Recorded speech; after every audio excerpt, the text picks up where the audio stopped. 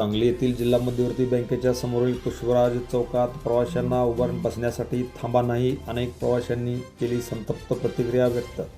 सांगली येथील जिल्हा मध्यवर्ती बँकेच्या समोरील असलेल्या पुष्पराज चौकामध्ये प्रवाशांना बसण्यासाठी थांबा नाही. त्यामुळे ऐन पावसाळ्याच्या दिवसामुळे प्रवाशाचे प्रचंड हाल होत आहेत.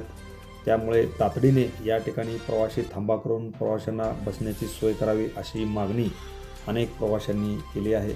सध्या सांगलीमध्ये पावसाळ्याचे दिवस आहेत. दिवसातून अनेक वेळा रिमझिम पाऊस या ठिकाणी पडत असतो.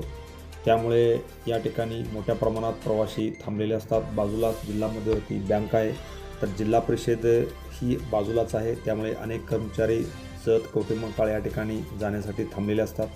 त्यामुळे ऐन पावसाळ्याच्या दिवसात या ठिकाणी थांबा नसल्याने प्रवाशाचे प्रचंड प्रमाणात हाल होत असून तातडीने प्रवाशांना बसण्यासाठी थांबा करावा अशी मागणी अनेक प्रवाशांनी या ठिकाणी केली आहे.